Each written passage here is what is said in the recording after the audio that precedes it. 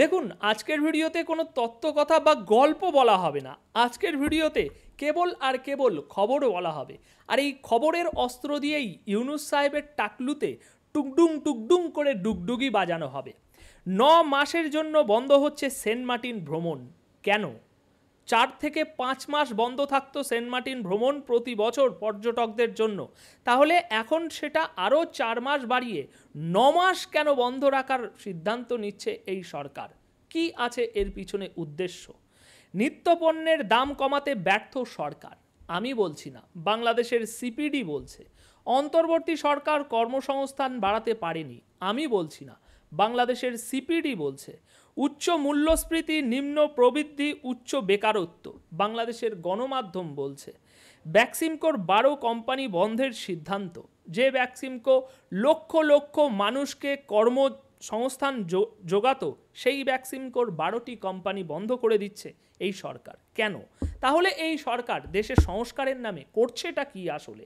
যেখানে নিত্যপণ্যের দাম কমাতে পারছে না, কর্মসংস্থান বাড়াতে পারছে না, উপরন্তু যে কোম্পানিগুলো ছিল সেগুলো বন্ধ হয়ে যাচ্ছে, উচ্চ মূল্যস্ফীতি, নিম্ন প্রবৃদ্ধি, উচ্চ বেকারত্ব, করছেটা কি এই সরকার? উপরন্তু এই সরকারের যে সমর্থনকারী, যারা সবসময় ভারত বিরোধিতার জন্য একেবারে ফুল পিক আপে থাকে, ভারত বিরোধিতা করতে একেবারে সবসময় মুডে চলে আসে, সেই জনগণের মনকেও আশা আলো দেখাতে পারছে না, খুশি করতে পারছে না। কারণ আবারও ভারতীয় কোম্পানি নুমালীগড় থেকে আনা হচ্ছে 1,30,000 টন ডিজেল। সুতরাং এই ইউনূস সরকার তাদের সেই ভারত বিরোধী জনগণের সামনেও মুখে কালি লাগিয়ে ঘুরে বেড়াতে হচ্ছে। অন্যদিকে আমাদের আওয়ামী লীগের কিছু নেতার পিছনে কুড়কুড়ানি শুরু হয়ে গিয়েছে এখন। যবে থেকে এই আওয়ামী লীগ তাদের ফেব্রুয়ারি মাসের কর্মসূচি ঘোষণা দিয়েছে তবে থেকেই শুরু হয়েছে। এখানে দেখুন, রিজভী সাহেব কিছু বলেছে যে আওয়ামী লীগের এই কর্মসূচির বিষয়ে, অথচ তাদের দলের মধ্যেই এখন লেঠোলিটি মারামারি চলছে, একেবারে খ্যাকশিয়ালের মতো এ ওড়ে ছিঁড়ে খাবে ও এড়ে ছিঁড়ে খাবে। ব্রাহ্মণবাড়িয়ায় বিএনপির সম্মেলন বাতিলের দাবিতে জুতো মিছিল ও কুশপুতলিকা পুরানো হয়েছে। না, অন্য কেউ নয়, বিএনপির এক পক্ষ আর এক পক্ষের বিরুদ্ধে জুতো মিছিল আর কুশপুতলিকা পুড়িয়েছে। সাতক্ষীরায় 144 ধারার মধ্যেই বিএনপির দুই পক্ষের কর্মসূচি, সংঘর্ষে আহত 15 জন। রূপগঞ্জে সেলিম প্রধানের বাড়ি ঘিরে দুই পক্ষের সংঘর্ষ, পাল্টাপাল্টি গুলি ও ককটেল নিক্ষেপ, সবই গতকালকের ঘটনা। অথচ আমাদের রিজভী সাহেব তার পিছনে কুরকুর করে উঠছে এই আওয়ামী লীগ যে কর্মসূচি ঘোষণা দিয়েছে সেই কর্মসূচির বিষয়ে তিনি একেবারে ক্ষেপে উঠেছে। অথচ নিজেদের দলের মধ্যেই সব খ্যাকশিয়াল হয়ে গিয়েছে, এখন একেবারে পৈশাচিক হয়ে গিয়েছে ক্ষমতার লোভে নিজেদের আধিপত্য বিস্তার করতে। তো সেই সব বিষয়েও কথা বলা হবে, কিন্তু তার আগে শুরু করতে চাই এই আওয়ামী লীগ যে ফেব্রুয়ারি মাসে একটা কর্মসূচি ঘোষণা করেছে, সেই কর্মসূচিকে বানচাল করার জন্য আবারও খুব ম্যাটিকুলাস পরিকল্পনা শুরু হয়ে গিয়েছে। এখানে স্ক্রিনে এই ভিডিওটি আগে দেখুন, তারপর আমি বলছি এই ভিডিওটি কিসের ভিডিও এবং কি করা হচ্ছে এখানে। ভিডিওটি দেখুন। এই ভিডিওতে যে বাচ্চারা আছে, এই বাচ্চাগুলোর বয়স দেখুন।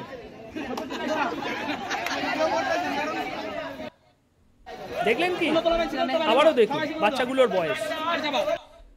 তো এখন এই ভিডিওতে যে বাচ্চাগুলোকে দেখছেন, এই ছোট ছোট বাচ্চাগুলোকে ফেব্রুয়ারি মাসে আমাদের আওয়ামী লীগ যখন কর্মসূচি পালন করতে নামবে রাস্তায়, তখন এই আবারও জুলাইয়ের মতো, জুলাইয়ে যেমন ছোট ছোট বাচ্চাদেরকে, স্কুল পড়ুয়াদেরকে সামনে রেখে পিছনে জঙ্গিরা ছিল, তো সেরকমই আবার করা হবে। এই যে লাইন দিয়ে হাত ধরে দাঁড়িয়ে রাস্তায় দাঁড়াতে দেখছেন, এদেরকে এখন ট্রেনিং দেওয়া হচ্ছে না। এইভাবে এই বলে ট্রেনিং দেওয়া হচ্ছে না যে তোমাদেরকে আওয়ামী লীগের বিরুদ্ধে নামতে হবে।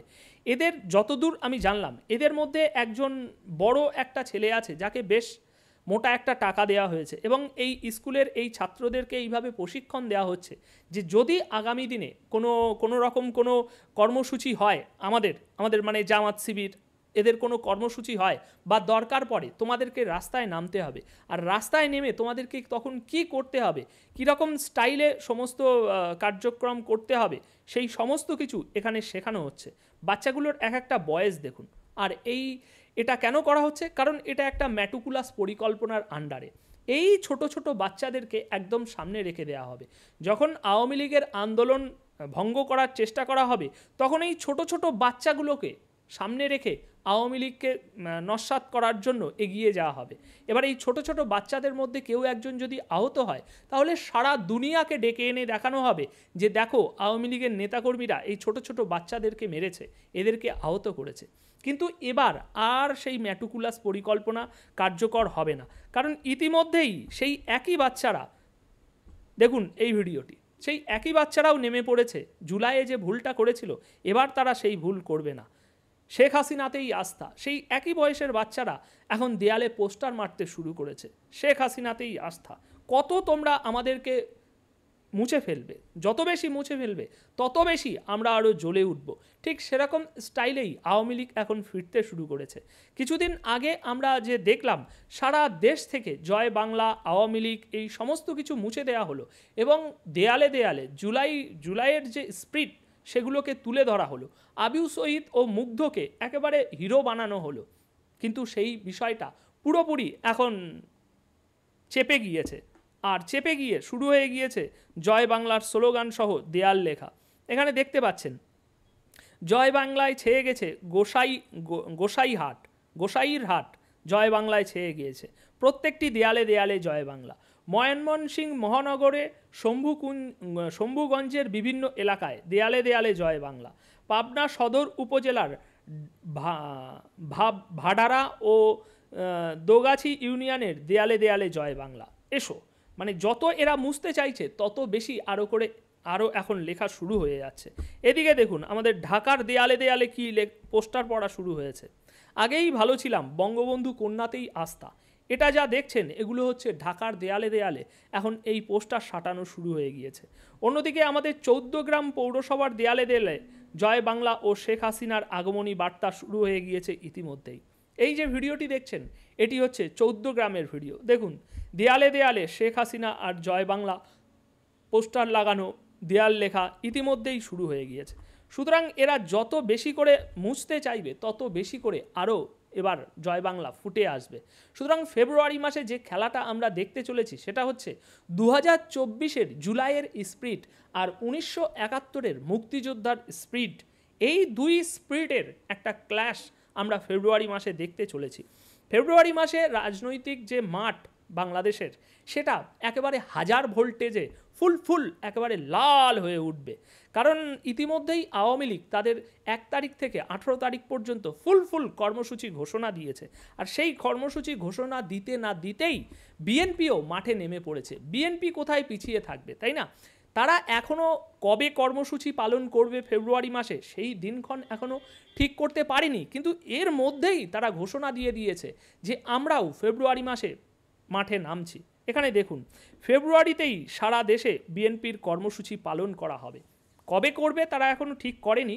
খুব শীঘ্রই কেন্দ্রীয় বিভাগীয় নেতাদের সঙ্গে বৈঠক করে কর্মসূচির দিনক্ষণ চূড়ান্ত করা হবে। এখন আপাতত গণমাধ্যমে এই জানা যাচ্ছে। আচ্ছা, তারা কি কর্মসূচি পালন করবে সেটা যদি জানতে চান, আসন্ন রমজানে দ্রব্যমূল্য নিয়ন্ত্রণ এবং দ্রুততম সময়ে সুষ্ঠু নির্বাচন ও গণতান্ত্রিক স্থিতিশীলতা ফেরাতে ফেব্রুয়ারিতে কর্মসূচি নিয়ে মাঠে থাকবে বিএনপি। ঢাকাসহ সারা দেশে 2 ধাপে সমাবেশ করার পরিকল্পনা করছে তারা। সুতরাং রাজনৈতিক মাঠ ফুল গরম, একদিকে আওয়ামী লীগ আর একদিকে বিএনপি। তাহলে আমাদের এই জামাত শিবিরের যে সরকার তারা কি চুপচাপ বসে থাকবে? না, তারা মোটেই চুপচাপ বসে থাকবে না। তারা গতকালকে আওয়ামী লীগের এই কর্মসূচি পালনের ঘোষণাপত্র দেখে ইতিমধ্যেই তারা মাঠে নেমে পড়েছে। এখানে দেখুন প্রেস সচিব কি বলছে। এই গতকাল ভেরিফাইড ফেসবুক পেজে যে আওয়ামী লীগের ঘোষণা দেওয়া হয়েছে তারপরেই প্রেস সচিব বলতে শুরু করে দিয়েছে, আওয়ামী লীগের পতাকা তলে কেউ যদি অবৈধ বিক্ষোভ করার সাহস করে তবে তাকে আইনের মুখোমুখি হতে হবে বলে উল্লেখ করেছেন প্রধান উপদেষ্টার প্রেস সচিব শফিকুল আলম। সুতরাং এখন শফিকুল আলমজির কাছে আমার কেবল দুটো প্রশ্ন রয়েছে। প্রথমত, আপনারা যে এই অবৈধ বলছেন, অবৈধ বিক্ষোভ, এটা একদমই বলা বন্ধ করুন। কারণ আপনারা যে সরকারটা চালাচ্ছেন এই সরকারটাই অবৈধ। আপনারা জনগণের ম্যান্ডেট নিয়ে ক্ষমতায় আসেননি। এইবার আপনাদের তর্ক হবে, আরে ভাই তোমার মাথায় একবারে গোবর পোড়া, জনগণের ম্যান্ডেট কী জন্য দরকার? আমরা গণ অভ্যুত্থানের ভিতর থেকে উঠে এসেছি। তাহলে এখানে আমাদেরকে এটা বলতেই হচ্ছে যে আপনারা যে গণ অভ্যুত্থানটা ঘটিয়েছেন এটা পুরোপুরি একটা ভুয়া, এটা পুরোপুরি একটা মানে মানে মানুষকে বোকা বানানো হয়েছে। কারণ আপনারা যে কারণগুলো দেখিয়ে যে জন্য এই আন্দোলনটা হচ্ছে, এই গণ অভ্যুত্থানটা হচ্ছে, মানুষকে সেই সময় মানুষের ব্রেনে যেগুলো ঢুকিয়েছিলেন এই কারণের জন্য এটা করা হচ্ছে, সেটা সম্পূর্ণ একটা মিথ্যে কারণ ছিল। আজ দেশের মানুষ একদম স্পষ্টভাবে দেখতে পাচ্ছে যে জুলাই মাসে যে কারণগুলো দেখিয়ে সারা দেশের মানুষকে একত্রিত করে রাস্তায় নামিয়েছিলেন শেখ হাসিনার বিরুদ্ধে, সেগুলো শেখ হাসিনাকে ক্ষমতা থেকে সরানোর জন্য সেই কারণগুলো বৈধ ছিলই না। শেখ হাসিনাকে সরানোর পিছনে অন্য কিছু কারণ ছিল, ওই আন্দোলনের পিছনে অন্য কিছু কারণ ছিল। সুতরাং আপনাদের ওই আন্দোলন ওটা পুরোপুরি একটা ভুয়া আন্দোলন, ওটা পুরোপুরি জনগণকে একেবারে বোকা বানিয়ে, মূর্খ বানিয়ে, তাদের সাথে জালিয়াতি করে আপনারা এই গণ অভ্যুত্থানটা ঘটিয়েছেন। সুতরাং আপনারা যে গণ অভ্যুত্থানের মাধ্যমে এসে বৈধ সরকার নিজেদেরকে দাবি করছেন, সেই গণ অভ্যুত্থানটাই একদম পুরো জালিয়াতিতে ভরা। সুতরাং আপনারা একটা অবৈধ সরকার। দ্বিতীয়, আপনি বলছেন যে তাদেরকে আইনের মুখোমুখি হতে হবে। আপনার নাম কি? প্রেস সচিব, আপনার নাম হচ্ছে সাহসদায় মুখোমুখি হতে হবে প্রেস সচিব শফিকুল আলম, আপনার নাম হচ্ছে শফিকুল আলম। তো শফিকুল আলম স্যার, বিশেষ করে আপনার এই সরকারের একদমই মুখে আনা উচিত নয় আইন শৃঙ্খলা, বিচার ব্যবস্থা, এই দুটো জিনিসকে আপনাদের সরকার একদম ধারে কাছ দিয়ে যাচ্ছে না। কারণ হিসাবে প্রমাণ দেখুন, গত কালকেরই ঘটনা দেখাবো আপনাকে। এই যে এখানে দেখুন, 144 ধারার মধ্যেই বিএনপির দুই পক্ষের কর্মসূচি সংঘর্ষে আহত 15 জন। মানে এই এলাকায় আগে থেকেই 144 ধারা জারি করা হয়েছিল, কিন্তু তা সত্ত্বেও জেলা প্রশাসন এই 144 ধারা জারি করেছিল, কিন্তু তা সত্ত্বেও সেই অবস্থাতেই সংঘর্ষে জড়িয়ে পড়েছে বিএনপির দুই পক্ষ। আপনার ঘটনাটি হয়েছে আশাশুনি উপজেলায় একই স্থানে বিএনপির দুই পক্ষের কর্মসূচি ঘিরে সংঘর্ষে উভয় পক্ষের 15 জন আহত হয়েছে। সুতরাং একটা এলাকায় 144 ধারা জারি করা হয়েছে, কিন্তু তা সত্ত্বেও সেই এলাকায় একটি রাজনৈতিক দলের দুই পক্ষ মারামারি করছে, আহত নিহত হচ্ছে 15-20 জন, অথচ আপনাদের এই আইন প্রশাসন বিচার ব্যবস্থা একেবারে চুপচাপ বসে রয়েছে। সুতরাং শফিকুল সাহেব, আইনের ভয় দেখাবেন না, কারণ আইন বিচার ব্যবস্থা এগুলোকে পুরো একেবারে মানে তলানিতে ঠেকে গিয়েছে, এগুলোর কোনো মূল্য নেই আজ বাংলাদেশে। আইন প্রশাসন, পুলিশকে ধরে প্যাদানো হচ্ছে, কিসের আইন দেখাচ্ছেন, কিসের প্রশাসন দেখাচ্ছেন? বিএনপির কর্মীরা পুলিশকে ধরে মেরে পিটিয়ে, এই তো সেদিন আগের একটা খবর দেখলাম, বিএনপির এক নেতাকে গ্রেপ্তার করতে গিয়েছিল, প্রশাসনের গাড়ি জ্বালিয়ে পুড়িয়ে 2 লক্ষ টাকা ক্ষয়ক্ষতি করেছে। সেখানে বিএনপির সেই কর্মীদের কি শাস্তি দিয়েছে আপনার প্রশাসন? চুপ করে চোরের মতো, পুলিশের হাতে বন্দুক থাকা সত্ত্বেও চোরের মতো এইভাবে মুখ লুকিয়ে থানায় এসেছে, অজ্ঞাতনামা কিছু মানুষের নামে মামলা করেছে। এই হচ্ছে আপনার প্রশাসন। সুতরাং প্রশাসন দেখাতে আসবেন না। আচ্ছা বন্ধুরা, এই যে 144 ধারার এই যে ঘটনাটা বললাম, এটা কেন হয়েছে সেটা যদি আমরা দেখি, তাহলে বন্ধুরা, বেউলিয়া সাইক্লোন শেল্টার মাঠে বুধহাটা ইউনিয়ন বিএনপির ত্রিবার্ষিক সম্মেলন ছিল। সম্মেলনে প্রতিনিধি নির্বাচনের ভোট গ্রহণ শুরু করা হয়। এর মধ্যে বিএনপির অন্য একটি অংশের নেতাকর্মীরা লাঠিসোঁটা নিয়ে সম্মেলনস্থলে আসেন। এরপর দুই পক্ষের পাল্টাপাল্টি ধাওয়া শুরু হয়। অপর পক্ষের নেতারা কি বলছে দেখুন, অপর পক্ষের নেতারা বলছে তারা বেউলিয়া সাইক্লোন শেল্টার মাঠে আগেই একটি সমাবেশ আয়োজনের ঘোষণা দিয়েছিলেন। তারা আজ বেলা 11:30টার দিকে ঘটনাস্থলে গেলে প্রতিপক্ষ গ্রুপটি তাদের উপর লাঠিসোঁটা ও ইটপাটকেল ছোড়াছুড়ি শুরু করে। তো এই হচ্ছে বিএনপির ভিতরের ক্লাস আর আমাদের অন্তর্বর্তী সরকারের আইন ব্যবস্থা। দ্বিতীয় আরও একটি ঘটনা দেখুন, এটাও কালকের, আগেরটাও কালকের ছিল। রূপগঞ্জে সেলিম প্রধানের বাড়ি ঘিরে দুই পক্ষের সংঘর্ষ, পাল্টাপাল্টি গুলি ও ককটেল নিক্ষেপ। শফিকুল সাহেব, এই ছবিগুলো একবার ভালো করে দেখুন, এই ছবিগুলো দেখুন। কেন সেই জুলাই আন্দোলনের সময় যেরকম জ্বালাও পোড়াও ভাঙো চোরো যে দৃশ্য মানুষ দেখেছিল, আজও সেই কেন একই দৃশ্য মানুষকে দেখতে হচ্ছে? শফিকুল সাহেব, আপনার কি চোখ নেই? কেন এই দৃশ্য আবারও ঘুরছে, আবারও দেশে মানুষ দেখতে হচ্ছে দেশের মানুষকে। আপনারা দেশের আইন ব্যবস্থা সুষ্ঠুভাবে পরিচালনা করার জন্য দীর্ঘ মাসের পর মাস ধরে পুলিশের থেকে ক্ষমতা ছিনিয়ে আপনার সেনাবাহিনীকে ক্ষমতা দিয়ে রেখেছেন, ম্যাজিস্ট্রেট ক্ষমতা দিয়ে রেখেছেন। প্রথম চালানে তাদের ক্ষমতা দিলেন, তারপর আবার তাদের ক্ষমতা বাড়িয়ে দিলেন, কিন্তু পুলিশ, র্যাব, সেনাবাহিনী সব থাকা সত্ত্বেও কেন আজও সমাজে এই প্রকার জ্বালাও পোড়াও হচ্ছে? বন্ধুরা, এই খবরটি হচ্ছে নারায়ণগঞ্জের রূপগঞ্জে স্বেচ্ছাসেবক দল ও ছাত্র দলের নেতাকর্মীদের মধ্যে সংঘর্ষে 2 জন গুলিবিদ্ধ সহ অন্তত 30 জন আহত হয়েছেন। এই সময় পাল্টাপাল্টি গুলি ও ককটেল নিক্ষেপের ঘটনা ঘটেছে। তো এই হচ্ছে আবারও এই অন্তর্বর্তী সরকারের আইন ব্যবস্থা এবং বিএনপির ভিতরের কামড়াকামড়ি।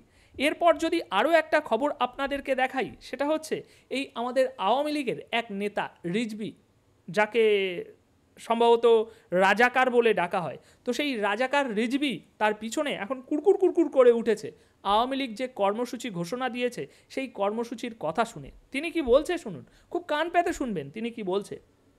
তিনি বলছেন, আওয়ামী লীগের এই কর্মসূচির ঘোষণা শোনার পর রুহুল কবির রিজভী বলছে, এটা অনুশোচনাহীন এক নারীর আত্মচিৎকার ছাড়া কিছুই নয়। রিজভী সাহেব, আওয়ামী লীগের এই কর্মসূচি যদি অনুশোচনাহীন আত্মচিৎকার হয়, শেখ হাসিনার আত্মচিৎকার হয়, তাহলে এই মুহূর্তে আমি যে খবরগুলো আপনাদেরকে দেখালাম না, এবং আপনি এই যে আওয়ামী লীগের বিরুদ্ধে এখন সোচ্চার হয়েছেন গণমাধ্যমে, এটা আপনাদের ভিতরের সেই যে পৈশাচিক খিদেটা রয়েছে, সেই খিদের বহিঃপ্রকাশ ছাড়া কিছুই নয়। কারণ আপনাদের দলের মধ্যে কি চলছে দেখুন।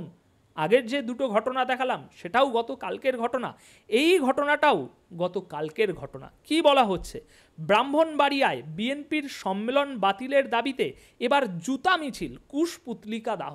রিজভী সাহেব, এতটুকু লজ্জা কি আপনাদের মধ্যে আছে, নাকি সব ধুয়ে মুছে খেয়ে ফেলেছেন ইন্ডিয়া বয়কট করতে করতে?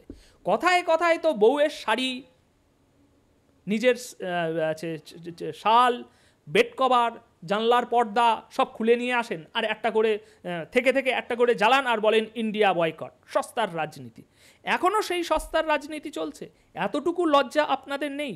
দেখুন, আপনাদের দলের নেতাকর্মীরাই আপনাদের দলের নেতাকর্মীর বিরুদ্ধে জুতো মিছিল করছে, কুশপুতলিকা দাহ করছে। এই কুশপুতলিকা শেখ হাসিনার নয়, আপনাদেরই দলের নেতা। বন্ধুরা, ঘটনাটা কি হয়েছে? ঘটনাটা হয়েছে ব্রাহ্মণবাড়িয়ায় ঘটনাটি ঘটেছে। ব্রাহ্মণবাড়িয়ার জেলা বিএনপির দ্বিবার্ষিক সম্মেলন বাতিলের দাবিতে মশাল ও ঝাড়ু মিছিলের পর এবার জুতো মিছিল করেছে এক অংশের নেতাকর্মীরা। এই সময় বিএনপি নেতা কবির আহমেদ ভূঁইয়ার কুশপুতলিকা দাহ করা হয়। আচ্ছা, কেন তারা এই আন্দোলনটা করেছে, জুতো মিছিল করেছে? সেটা হচ্ছে আগামী 1 ফেব্রুয়ারি অনুষ্ঠেয় জেলা বিএনপির সম্মেলন বাতিল না করা পর্যন্ত প্রতিদিন এই বিক্ষোভ চলবে। সুতরাং রিজভী সাহেব, নিজেদের পাছাটা আগে বাঁচান, ঠিক আছে? তারপরে আওয়ামী লীগের দিকে দেখতে আসবেন আওয়ামী লীগ কী করবে। আওয়ামী লীগ কীভাবে ফিরে আসবে না আসবে সে আওয়ামী লীগ মোটামুটি প্ল্যানিং করে রেখেছে। আপনারা আপনাদের পাছাটা বাঁচান, নইলে একেবারে লাল হয়ে যাবে। আর আপনাদের এই যে বারবার থেকে একটা জিনিস জাগিয়ে ওঠে না, জুলাই আন্দোলনের স্পিরিট ধারণ করতে হবে, ওই সেই চোখ মোটা পাকিস্তানি মাল বারবার বলে ওঠে না হাসনাত, দিল্লি না ঢাকা, জুলাই স্পিরিট নিয়ে আমরা মাঠে নামবো, জীবন দেব, আবারও মাঠে নামবো। তো সেই জুলাই স্পিরিট, আপনাদের ওই জুলাই স্পিরিট পুরোপুরি হয়ে গিয়েছে, এবং এই জুলাই স্পিরিটটা একদম পুরোপুরি ফেল করেছে। কেন ফেল করেছে দেখবেন, এখানে দেখুন এই ভিডিওটা একবার দেখুন। এই ভিডিও পরিবারকে অনিশ্চয়তার মাঝে ফেলে আন্দোলনে গিয়েছিল আলামিন। অনেক কষ্ট লাগে, আমার বাবুটা না দেখে আমার বিছনায় শুয়ে থাকতে হচ্ছে। অনেক কষ্ট লাগে। সবার দায়িত্ব বয়স্ক বাবার কাঁধে, সেই সাথে আছে ছেলের চিকিৎসার খরচ। যাদের ডাকে আন্দোলনে গিয়েছিলেন তাদের কেউ দেখতে আসেনি আলামিনকে, বললেন সেই কষ্টের কথা। আমরা যাদের জন্য করলাম তারা এখন বাইরে ঘুরতেছে, আমরা বিছনায় কাতরাচ্ছি। আমরা এখনো রাত্রে অসাধারণ মাঝরাতে 4টার দিকে কান্না আসে, মানে ব্যথায় কাতরাই। সমন্বয়ক বলেন, উপদেষ্টা বলেন, এই একটা নতুন বছর আসছে, আমরা বেডে শুয়ে আছি 3 মাস 2 মাস, এখনো কোনো একটা সমন্বয়ক আসে আমাদের একটা কান আশ্বস্ত খাড়া বা করে ভালো মনের করে শুনুন। যে দেখে যাবে বলে যাবে তাও বলে নাই। কিন্তু সবাই তাদের ভুলে যাচ্ছে বলে মনে করেন তিনি। যারা করার কথা ছিল সেটা তাদের মুখে বলা, বাস্তবতাটুকু হয় নাই। তো সুতরাং রিজভী সাহেব প্রমাণ পেলেন তো আপনাদের এই কথিত নূতন স্বাধীনতার জুলাই স্পিরিট যেটা, সেটা সম্পূর্ণ জালিয়াতিতে ভরা ছিল। কারণ যে জুলাইয়ে যে আন্দোলনকারীদের বলে এই কথিত নূতন স্বাধীনতা আনা হলো, সেই আন্দোলনকারী, সেই মানে আছে মুক্তিযোদ্ধা, এরা তো মুক্তিযোদ্ধা, 24-এর মুক্তিযোদ্ধা, তাই না? তো সেই মুক্তিযোদ্ধারা এখন বিছনায় শুয়ে রয়েছে, হসপিটালে শুয়ে রয়েছে, এবং বলছে যারা এই আন্দোলনে নেতৃত্ব দিল তারা এখন গাড়ি করে ঘুরে বেড়াচ্ছে, আর যারা এই আন্দোলনে রক্ত ঝরালো তারা এখন হসপিটালের বেডে শুয়ে রয়েছে। এই জন্যই আপনাদের এই জুলাই স্পিরিট শেষ। এবং আওয়ামী লীগ আবারও হাওয়া ফুল ভরে নিয়ে কেন মাঠে ফিরে আসবে তার একটা প্রমাণ দেখুন, এই ভিডিওটা দেখুন।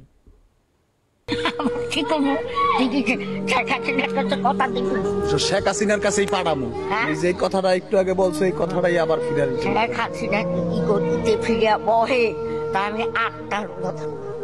8টা রোজা থাকবা হ্যাঁ। যদি ফিরা গদিতে বসে? হ্যাঁ। এটা কারণটা কি? এটার কারণ কি? খুব মায়া লাগে, খুব ভালো, শেখ হাসিনা অনেক ভালো, অনেক ভালো। সুতরাং রিজভী সাহেব কিছু শুনলেন? দুদিকে দুটো দেশের জনতা রয়েছে। একটা হচ্ছে এই কদিন 5 মাস হয়েছে, 5 মাস হয়েছে এই নতুন স্বাধীনতা তারা পেয়েছে, দেশ স্বাধীন হয়ে গিয়েছে, কিন্তু তবু সেই নেতাদের সম্বন্ধে কি বলছে।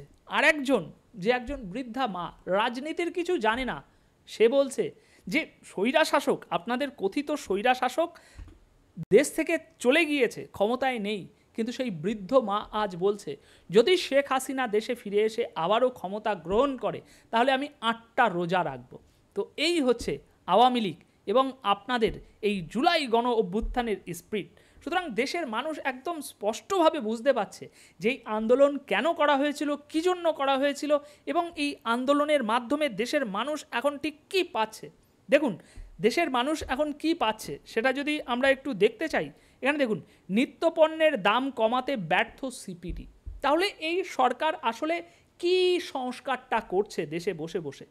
বন্ধুরা, সিপিটির পর্যবেক্ষণে পেঁয়াজ, আলু, বেগুন, ডিম, রুই মাছ, হলুদ, গম, মসুর ডাল, চিনি, গরুর মাংস, রসুন, আদা, সোয়াবিন তেল এবং পাম তেল সহ 14টি বিভিন্ন প্রয়োজনীয় খাদ্যপণ্যের সরবরাহ শৃঙ্খল বিশ্লেষণে দামের ওঠানামা এবং অদক্ষতার জন্য বেশ কিছু বাধা দেখা গিয়েছে। সুতরাং সিপিডি বলছে, সহজ ভাষায় বলতে গেলে, যে আপনারা এই সমস্ত কিছু দাম নিয়ন্ত্রণে আনতে অদক্ষ আপনারা, সেটাই বলছে সহজ ভাষায়। সংস্থাটি আরও বলছে অন্তর্বর্তী সরকার যদি প্রয়োজনীয় খাদ্যদ্রব্যের সরবরাহ শৃঙ্খলে সুশাসন ফিরিয়ে আনতে সাহসী এবং জরুরি পদক্ষেপ না নেয় তাহলে মূল্যস্ফীতির হার কমানো কঠিন হবে। আরও বলছে নিত্যপণ্যের বাজার নিয়ন্ত্রণে চাঁদাবাজি বন্ধ, মজুতদারি বা অযৌক্তিক মূল্য নির্ধারণের মতো অনিয়ম মোকাবিলা করতে পারেনি অন্তর্বর্তীকালীন সরকার, নিত্যপণ্যের দাম কমাতে ব্যর্থ হয়েছে। তাহলে কি সংস্কারটা করছে দেখুন, অন্তর্বর্তী সরকার কর্মসংস্থান বাড়াতে পারেনি, সিপিডি বলছে। তারা কি বলছে? জুলাই আন্দোলনের মূল কারণ ছিল কর্মসংস্থান অভাব, কিন্তু এখন বিগত সরকারের বৈষম্যমূলক নীতি বেকারত্ব পরিস্থিতিকে আরও খারাপ করেছিল, সমাজে বৈষম্য বেড়েছিল। অন্তর্বর্তী সরকার দায়িত্ব নিয়ে কর্মসংস্থান বাড়াতে পারেনি। মানে কিছু একটা সেফ গেম খেলা হচ্ছে, যে আগের সরকার বৈষম্যমূলক নীতির কারণে বেকারত্ব পরিস্থিতি অনেক বেড়ে গিয়েছিল, কিন্তু এখনও অন্তর্বর্তী সরকার কর্মসংস্থান বাড়াতে পারেনি। তাহলে আগের সরকার যখন খারাপ ছিল, তাহলে এই সরকার কেন সেই একই কাজটা করতে পারছে না? এখানে দেখুন বলা হচ্ছে বিগত স্বৈরাচারী সরকারের সময়ও দেশের অর্থনৈতিক পরিস্থিতি দুর্বল ছিল। গত 6 মাসে অর্থনীতিতে তেমন চাঞ্চল্য ফেরেনি, অন্তর্বর্তী সরকার কর্মসংস্থান বাড়াতে পারেনি। বাহ, কি সুন্দর দ্বিচারিতার খেলা হচ্ছে এখানে। এখানে বলা হচ্ছে বিগত স্বৈরাচারী সরকারের সময় দেশের অর্থনীতি পরিস্থিতি দুর্বল ছিল, এটা বলে সেফ গেম খেলা হলো, সেফ কোর্টে চলে আসা হলো। তারপর বলা হচ্ছে গত 6 মাসে অর্থনীতিতে তেমন চাঞ্চল্য ফেরেনি, অন্তর্বর্তী সরকার কর্মসংস্থান বাড়াতে পারেনি।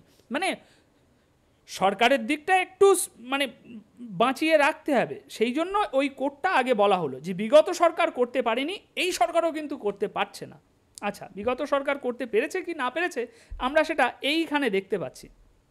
বিগত সরকারের সময় ব্যাক্সিমকোর কোম্পানিগুলো হু হু করে চলছিল, কিন্তু এখন একের পর এক 12টি কোম্পানি বন্ধের সিদ্ধান্ত নিল। কেন বন্ধ করলো? এই কোম্পানির আন্ডারে হাজারো লক্ষ লক্ষ মানুষের কর্মসংস্থান ছিল, কোটি কোটি ডলার বৈদেশিক মুদ্রা দেশে আসতো, কিন্তু এই ব্যাক্সিমকো শিল্প পার্কের লে অফে থাকা কোম্পানিগুলোর মধ্যে একেবারে বন্ধ করে দেওয়া হবে 12টি কোম্পানি। কেন বন্ধ করে দেওয়া হচ্ছে? কোম্পানি বন্ধ করলে কি দেশে কর্মসংস্থান বাড়বে না কমবে? এদিকে সেফ গেম খেলা হচ্ছে যে বিগত সরকারের সময় অর্থনীতি ডাউন ছিল, এখনও ডাউন রয়েছে, মানে এখন এই যে ডাউনটা হয়েছে সেটাকে সেফ গেম করা হচ্ছে ওই বিগত সরকারের আমল দিয়ে। এখানেও সেই একই খেলা হচ্ছে। উচ্চ মূল্যস্ফীতি, নিম্ন প্রবৃদ্ধি, উচ্চ বেকারত্ব, কোন পথে অর্থনীতি, এখানেও সেফ গেম। বর্তমান অন্তর্বর্তী সরকার উচ্চ মূল্যস্ফীতি উত্তরাধিকার সূত্রেই পেয়েছে। এই উচ্চ মূল্যস্ফীতির যাত্রা শুরু হয়েছিল 2022 সাল থেকে। আচ্ছা, একদিকে বিনিয়োগ বাড়ছে না বলে কর্মসংস্থান তৈরি হচ্ছে না, অন্যদিকে অনেকগুলো কারখানা বন্ধ হওয়া, কাজ হারানোর ঝুঁকিতে আছেন অসংখ্য শ্রমিক। শ্বেতপত্র প্রণয়ন কমিটির লিখিতভাবে অর্থনীতি স্থিতিশীল করার পরিকল্পনা সহ 7 দফা সুপারিশ করেছিল, কমিটির কোনো সুপারিশ আমলে নেওয়া হয়নি। মানে মূল্যস্ফীতি উত্তরাধিকার সূত্রেই পেয়েছে, তাই এখন আর কন্ট্রোল করা যাচ্ছে না, এই হচ্ছে তাদের যুক্তি। কিন্তু মূল্যস্ফীতি যে উত্তরস্বরীভাবে পাওয়া সত্ত্বেও সেই সময় জিনিসপত্রের দাম একটা সীমার মধ্যে ছিল। সেই সময় মানুষ 500 টাকা আয় করে, 1000 টাকা আয় করে ঠিকমতো বাড়ি যেতে পারতো, কিন্তু এখন সেটা আর করতে পারছে না। এখানে দেখুন কটা এরা আছে আর কি আন্দোলন আটকাবে। এখানে আবার দোকান ব্যবসায় ভ্যাট প্রত্যাহার না হলে আন্দোলনের হুমকি দিয়েছে কারা? 5 দফা দাবি জানিয়েছে বাংলাদেশের দোকান ব্যবসায়ী সমিতি মালিকি। দোকান ব্যবসায়ীদের ব্যবসার টার্ন ওভারে আগে 50 লাখ টাকা পর্যন্ত ভ্যাট মুক্ত ছিল, কিন্তু বর্তমান সরকারের সময় তা কমিয়ে 30 লাখ টাকা করা হয়েছে। তাই দাবি না মানলে আন্দোলনের ঘোষণা দিয়েছে সমিতিটি। মানে শেখ হাসিনার সময় 50 লাখ টাকা পর্যন্ত যারা ব্যবসা করতো তাদেরকে ভ্যাট দিতে হতো না, এখন সেটা 30 লাখে নিয়ে আসা হয়েছে। তো এই হচ্ছে আগের সময় আর এই সময়, কিন্তু গণমাধ্যমে আলাদা রকমের একটা সেফ গেম খেলা হচ্ছে। এখানে দেখুন এই যে সংস্কারের কথা বলছি, যে এই সরকার কি সংস্কার করছে, সংস্কার ঠিকই করছে। সেই সংস্কারটি হলো এই যে এখানে দেখুন, এবারে বিজেপি বিএসএফ সীমান্তের সম্মেলনে বাংলাদেশের কথার টোন আলাদা হবে। মানে এই 17 থেকে 20 ফেব্রুয়ারি নয়াদিল্লিতে 55তম বিজেপি ও বিএসএফের যে একটা সম্মিলিত সম্মেলন অনুষ্ঠান হবে, সেখানে আমাদের কথার টোন আলাদা হবে। তো এই হচ্ছে সংস্কার হচ্ছে দেশে, যেখানে পাকিস্তানকে একদম পুরো জড়িয়ে ধরো এবং আশেপাশে ভারতের সঙ্গে ফুল শত্রুতায় নেমে পড়ো, জামাতের যে আইডিওলজি সেটাকে সংস্কার করে ফুল নিয়ে আসা হচ্ছে।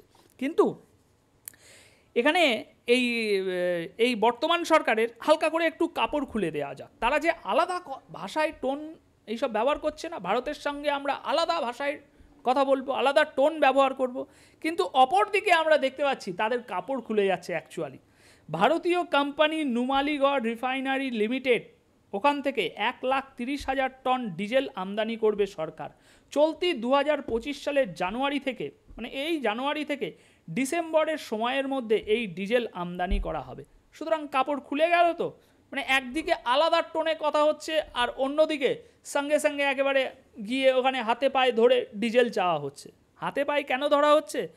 কথাটা শুনতে খারাপ লাগছে, তাহলে এই রিপোর্টটি দেখুন, আর কেন হাতে পায়ে ধরতে বাধ্য হচ্ছে সেটাও এখানে বুঝতে পারবেন। দেশে এইসব অর্থনীতি, বেকারত্ব এসব তো দেখালাম, এবার এখানে দেখুন বকেয়া শোধ ও গরমে বিদ্যুৎ সরবরাহ নিয়ে চাপে সরকার। তো এই চাপের কারণেই কাপড়টা একটু খুলেছে। এখানে কি বলা হচ্ছে দেখুন, আগামী মার্চে একই সঙ্গে সেচ মৌসুম আর রমজান মাস শুরু হচ্ছে, তখন গরমের পাশাপাশি সেচের কারণে বিদ্যুতের চাহিদা অনেক বাড়বে। এর মধ্যে বিদ্যুৎ ও জ্বালানির বকেয়া পরিশোধে সরকারের উপরে দেশি বিদেশি কোম্পানিগুলোর চাপ বেড়েছে। গত রবিবার বিদ্যুৎ সরবরাহ বাবদ বকেয়া বিল পরিশোধে নূতন করে সময় বেঁধে দিয়েছে বাংলাদেশ বিদ্যুৎ উন্নয়ন বোর্ডকে চিঠি পাঠিয়েছে ভারতীয় আদানি গ্রুপ। চিঠিতে আগামী জুনের মধ্যে বকেয়া পরিশোধ করতে বলা হয়েছে। শুধু আদানি নয়, সম্প্রতি সরকারকে চিঠি দিয়েছে মার্কিন বহুজাতিক কোম্পানি শেভরন, এলএনজি সহকারী কোম্পানি কাতার গ্যাস। মানে চারিদিক থেকে চিঠি আসছে, একের পর এক চিঠি, ভাই টাকা দাও টাকা দাও। সেসব কোনো তোয়াক্কা নেই, সেসব দিকে কোনো ভ্রুক্ষেপ নেই। দেশের অর্থনীতি কী হচ্ছে, বেকারত্ব বাড়ছে, জ্বালানি খাতে টাকা নেই, বিলের পর বিল আসছে, সেসব দিকে কোনো ভ্রুক্ষেপ নেই। একটাই জায়গায় ভ্রুক্ষেপ, পাকিস্তানে গিয়ে সেনাদের সাথে বৈঠক করো, ওই দেশের সেনা এই দেশে নিয়ে এসো, এই দেশের সেনা ওই দেশে নিয়ে যাও। আমার এখান থেকে টুক করে ওই পাশের বাড়িতে গিয়ে মালটা নিয়ে আসলে আমার খরচ কম হবে, কিন্তু আমি তা করব না। 1000 কিলোমিটার ঘুরে ঘুরে জাহাজ নিয়ে যাব পাকিস্তানে, সেখান থেকে মাল নিয়ে আসব। আর এদিকে ভারতের সঙ্গে চোখে চোখ রেখে কথা বলবো, কথার টোন আলাদা হবে। এই হচ্ছে এই অন্তর্বর্তীকালীন সরকারের অ্যাকচুয়াল সংস্কার, যেটা জামাত শিবিরের হয়তো খুব পছন্দ হবে, আপামর দেশবাসীর কাছে খুবই ক্ষতিকর হবে। কিন্তু এই ফেব্রুয়ারি মাসেই হয়তো খেলা ঘুরে যেতে চলেছে। কারণ একদিকে আমরা এই যে আওয়াজটা শুনছি, ভালো করে শুনুন। অন্যদিকে নীলক্ষেত মোড়ে আর ডাকলে রাজুতে জুতা মারবো গালেতে, আর ডাকলে অন্যদিকে আবার ডাকলে রাজুতে মহিলা কলেজের শিক্ষার্থীরা বিভিন্ন স্লোগান দিচ্ছেন। ওই কালকের ভিডিওতে বলেছি কলেজ যারা শিক্ষার্থী রয়েছেন জনগণই ঢাকা বিশ্ববিদ্যালয় এলাকায়, একদিকে আমরা এরকম দেখছি, আর ডাকলে রাজুতে জুতা মারবো মুখেতে, তাদের জনগণই তাদেরকে বলছে। অন্যদিকে আওয়ামী লীগের দিকে যদি তাকাই, তাহলে দেখুন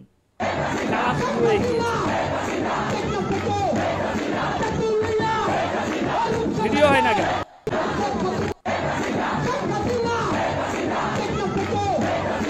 যাক, ভিডিওটা দেখতে পাচ্ছি না, মানে ওই থাম্বনেলে যেমন দেখলেন।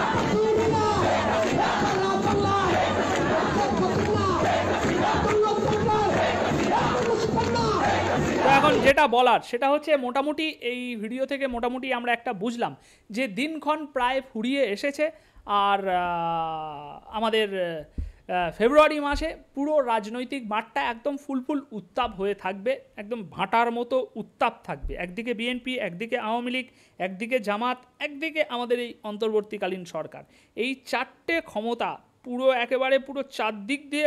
চারদিক থেকে ফাইটিং চালাবে। তো দেখা যাক ফেব্রুয়ারি মাসের দিনগুলো ঠিক কেমন যায়। তো আপাতত এই ভিডিওটি তাহলে এখানেই শেষ করব।